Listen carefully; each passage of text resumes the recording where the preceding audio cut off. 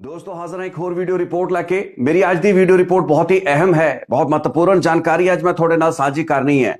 Gangster Lawrence Lavinder Bishnoi ਦੇ ਸੰਦਰਭ ਦੇ ਵਿੱਚ ਮਿਨਿਸਟਰੀ ਆਫ ਹੋਮ ਅਫੇਅਰਸ ਵੱਲੋਂ ਇੱਕ ਬਹੁਤ ਹੀ ਅਹਿਮ ਫੈਸਲਾ ਕੁਝ ਮਹੀਨੇ ਪਹਿਲਾਂ ਲਿਆ ਗਿਆ ਹੈ, ਜਿਸ ਦੀ ਪਿਣਕ ਤੇ ਜਿਸ ਦੀ ਸੂਹ ਵੀ ਬਾਹਰ ਅਜੇ ਤੱਕ ਨਹੀਂ ਲੱਗ ਪਾਈ ਹੈ।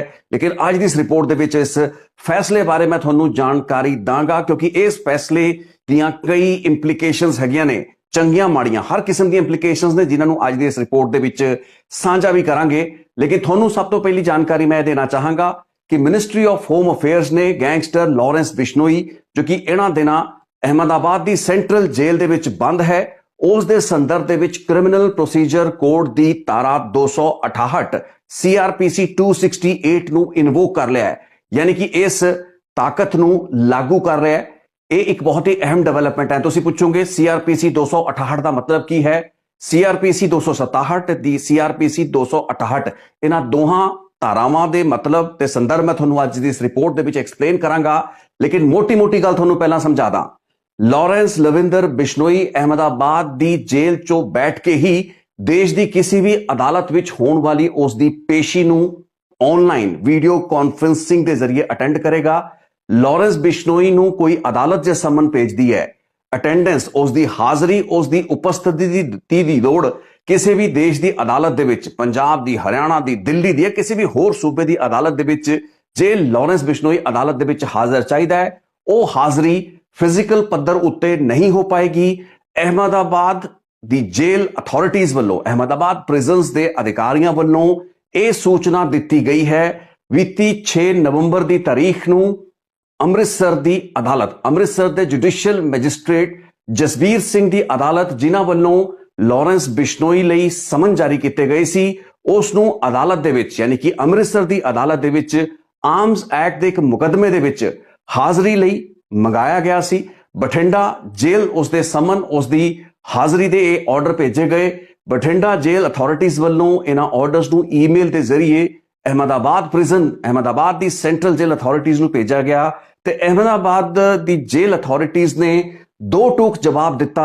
ਮਾਣਯੋਗ ਅੰਮ੍ਰਿਤਸਰ ਦੀ ਇਸ ਅਦਾਲਤ ਨੂੰ ਇਹ ਦੱਸਤਾ ਗਿਆ ਹੈ ਕਿ ਮਿਨਿਸਟਰੀ ਆਫ ਹੋਮ ਅਫੇਅਰਸ, ਯਾਨੀ ਕਿ ਭਾਰਤ ਸਰਕਾਰ ਦੇ ਗ੍ਰਹਿ ਮੰਤਰਾਲੇ ਨੇ ਲੌਰੈਂਸ ਲਵਿੰਦਰ ਬਿਸ਼ਨੋਈ ਦੇ ਸੰਦਰਭ ਦੇ ਵਿੱਚ ਆਪਣੀ ਉਸ ਤਾਕਤ ਦਾ ਇਸਤੇਮਾਲ ਕੀਤਾ ਹੈ ਜਿਸ ਨੂੰ ਕੋਈ ਵੀ ਸਟੇਟ ਗਵਰਨਮੈਂਟ ਜਾਂ government of India, union of India ਵਰਤ ਸਕਦੀ ਹੈ। ਕਿਸੇ ਵੀ ਪ੍ਰਿਜ਼ਨਰ ਦੀ ਹਾਜ਼ਰੀ ਕਿਸੇ ਵੀ ਅਦਾਲਤ ਦੇ ਵਿੱਚ ਜੇ ਫਿਜ਼ੀਕਲ ਪੱਧਰ ਉੱਤੇ ਹੋਣੀ ਹੈ, ਉਸ ਤੋਂ ਐਗਜ਼ੈਂਪਸ਼ਨ, ਯਾਨੀ ਕਿ ਉਸ ਤੋਂ ਛੋਟ ਉਸ ਪ੍ਰਿਜ਼ਨਰ ਨੂੰ ਕੁਝ ਕੰਡੀਸ਼ਨਸ ਜਾਂ ਕੁਝ ਹਾਲਾਤਾਂ, ਸਰਕਮਸਟੈਂਸਸ ਦੇ ਵਿੱਚ ਦਿੱਤੀ ਜਾ ਸਕਦੀ ਹੈ।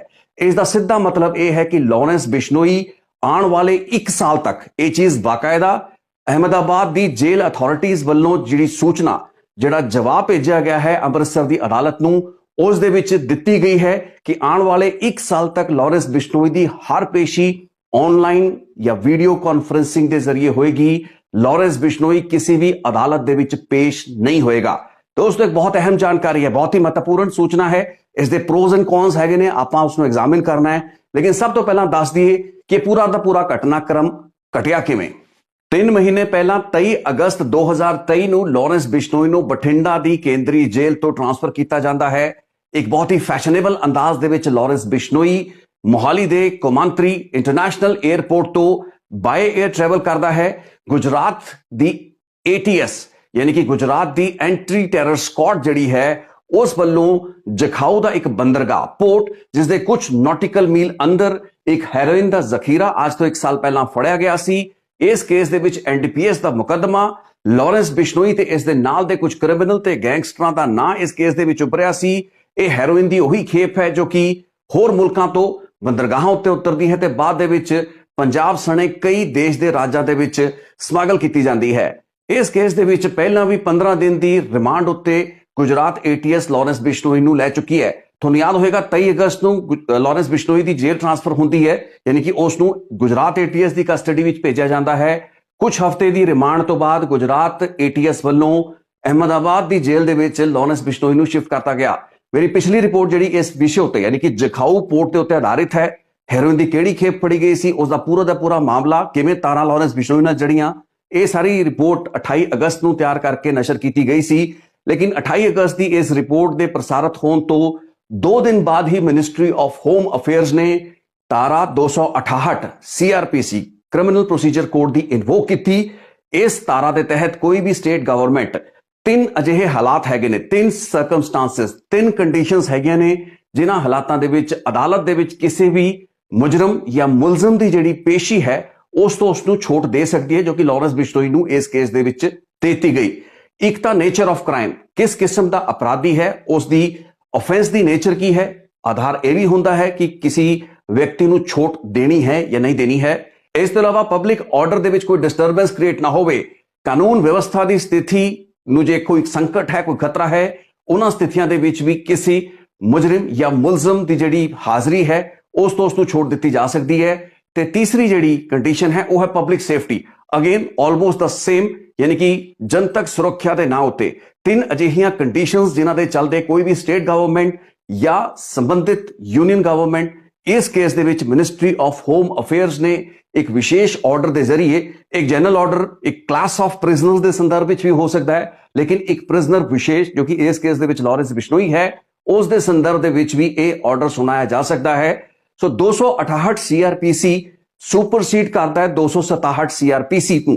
267 ਸੀਆਰਪੀਸੀ ਅਦਾਲਤਾਂ ਦੀ, ਮਾਣਯੋਗ ਅਦਾਲਤਾਂ ਦੀ, ਟ੍ਰਾਇਲ ਕੋਰਟਸ ਦੀ ਉਹ ਤਾਕਤ ਹੁੰਦੀਆਂ ਨੇ ਜਿਸ ਦੇ ਤਹਿਤ ਜੱਜ ਸਾਹਿਬਾਨ ਯਾਨੀ ਕਿ magistrate, judicial magistrate second class, chief judicial magistrate ਜਾਂ ਸੰਬੰਧਿਤ ਜਿਹੜੇ ਜੱਜ ਸਾਹਿਬਾਨ ਹੈਗੇ ਨੇ ਉਹ ਕਿਸੇ ਵੀ ਅਕਿਊਜ਼ ਨੂੰ ਅਦਾਲਤ ਦੇ ਵਿੱਚ ਅਟੈਂਡੈਂਸ ਲਈ, ਉਸ ਦੀ ਹਾਜ਼ਰੀ ਲਈ ਬੁਲਾ ਸਕਦੇ ਨੇ।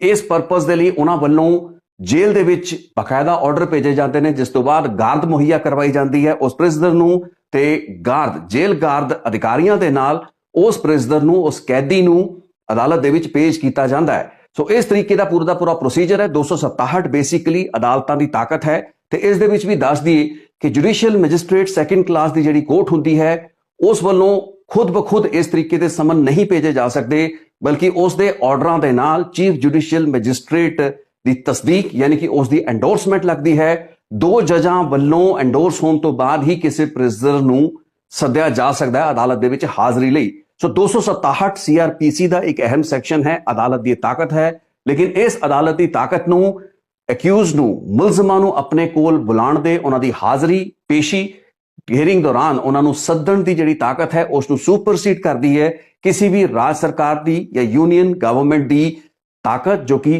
268 ਦੇ ਤਹਿਤ ਇਨਵੋਕ ਕੀਤੀ ਜਾਂਦੀ ਹੈ, ਜੋ ਕਿ ਇਸ ਕੇਸ ਦੇ ਵਿੱਚ ਹੋਇਆ।